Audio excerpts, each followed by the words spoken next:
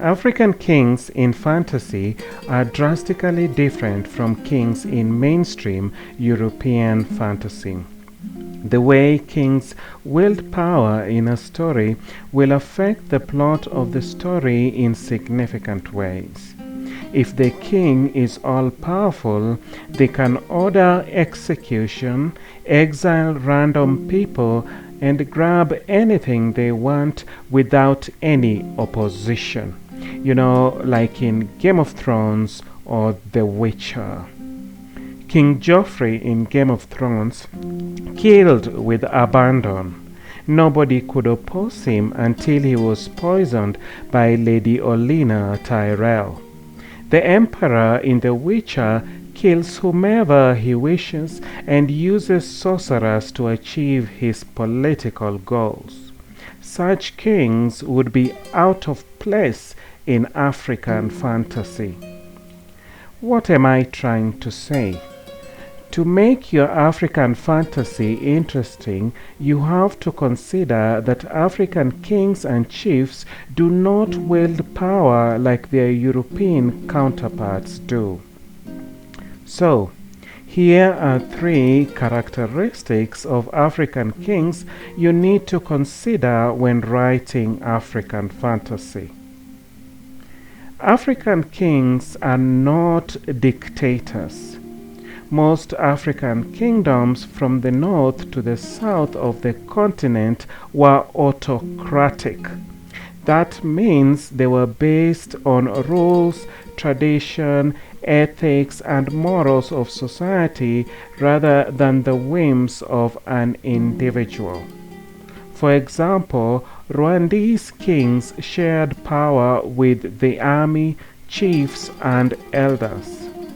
Another example of this is when the Yoruba king's crown covers his face during his coronation.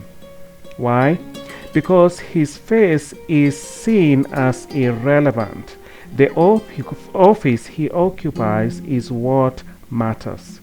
Being a king had nothing to do with celebrity or unhindered power like it does in modern European monarchies. It was about service to the gods and to the people. Consequently, a king could not just call for the execution of an individual without following the rules. In most cases, they had to consult the elders, ancestors, and even spirits. However, that doesn't mean the king had no power or authority or legitimacy. This leads me to the next characteristic of kingship in Africa. The king is sacred.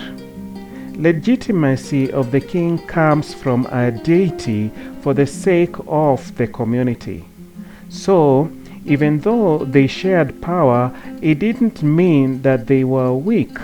For instance, you could not overthrow a king because that would mean overthrowing a deity. So, power competition was less likely to occur. Think of how the Pharaoh in Egypt was a god as an example.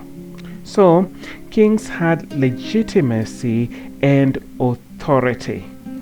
There were decisions they could make without having to consult elders, but the specific decisions depends on the particular ethnic group or nation. Kings serve the community and act as a link to the spiritual world.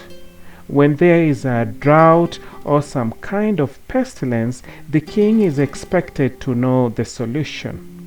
Among the Rwandese, the king is supposed to have come from a lineage of people skilled in talking with spirits. In some cultures in East Africa along Lake Victoria, a king got possessed by spirits immediately after their coronation. So, questioning a king could possibly result in an automatic curse or you could be exiled from the community and excommunicated from your clan. As I said in my previous video, I'm simply giving an opinion, hoping that it helps you write unique stories that don't copy-paste European fantasy plotlines into an African landscape. And with that, please click on the bell button and subscribe to get notified every time I post a new video. Goodbye.